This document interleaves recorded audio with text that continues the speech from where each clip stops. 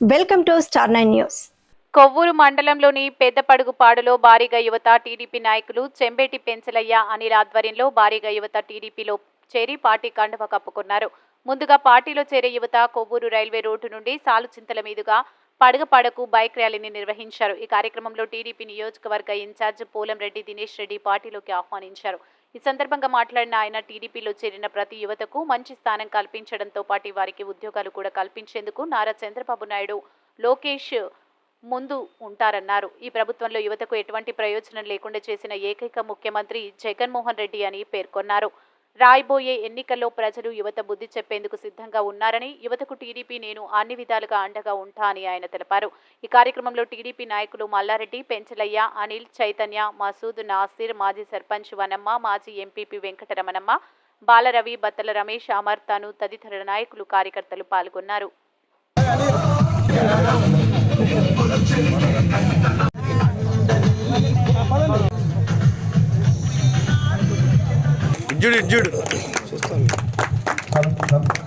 తీసుకెళ్తారని చెప్పని భావిస్తున్నాం.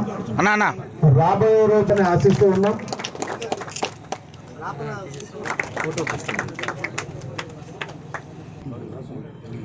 సాయి సుజిత్ రెడ్డి,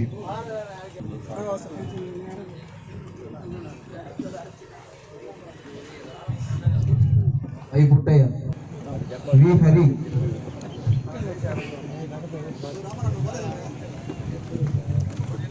నరసింహ,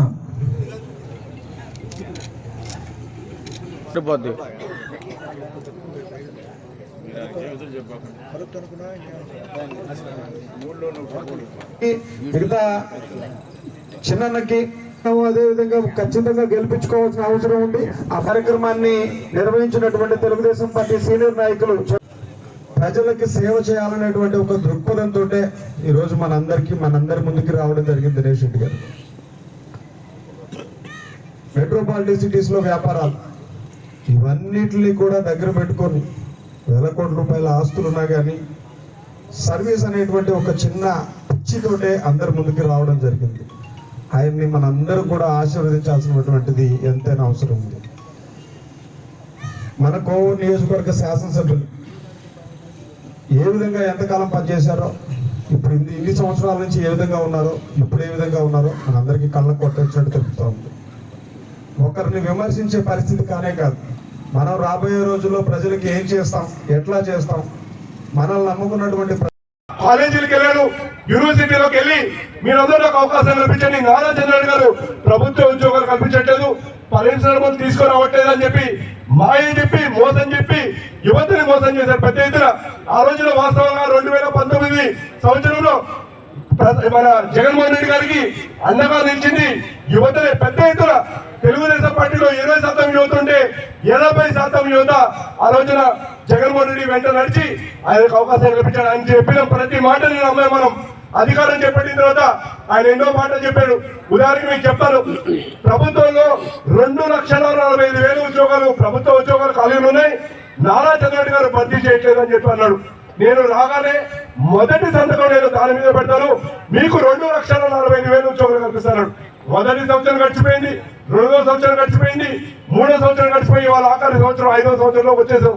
ఈ సంవత్సరం ఇప్పటి వరకు ఆ 2,45,000 ఉద్యోగాలు జారీ లేదు. అలానే ఇంకో మాట చెప్పాడు, ప్రతి జనవరి మాసం జాబుల మాసం అని చెప్పాడు. భర్తీ అంటే మిగిలిపోయిన ఏదైతే జాబ్స్ ఉన్నాయో ఆ జాబ్స్ అన్ని కూడా జనవరి మాసంలో భర్తీ చేస్తున్నాడు. అయ్యా జగన్మోహన్ రెడ్డి, 5 ఏళ్ళు పూర్తయినాయి, 5 జనవరి మాసాలు పూర్తయి, ఈ జనవరి మాసంలో నువ్వు ఇస్తావేమో అని చెప్పి యువత ఎదురు చూపులు చూసి చూసి చూసి ఇంకా నువ్వు ఇవ్వవు అని చెప్పి నిశ్చయించుకొని మళ్ళీ నారా చంద్రబాబు గారు వస్తేనే మా అందరికీ యువతకి భవిష్యత్తు ఉంటుందని చెప్పి దృఢంగా ఇవాళ యువత అందరూ నమ్ముతున్నారు. నీ వెంట నడిచిన పడుపాడు పంచాయతీలో ఒక మంచి శుభ పరిణామం. పెంచులన్న ఆధ్వర్యంలో ఈ రోజున ముందుగా అమర్నాథ్ నాయుడుకి కొవ్వూరు మండల తెలుగు యువతలో ప్రధాన కార్యదర్శిగా స్థానం కల్పిస్తూ ఆయన ఆధ్వర్యంలో ఈ రోజున కొంతమంది యువత, దాదాపు 50 మంది యువత ఈ రోజున తెలుగుదేశం పార్టీ తీర్థాన్ని పుచ్చుకొని తెలుగుదేశం పార్టీలో చేయడం జరిగింది.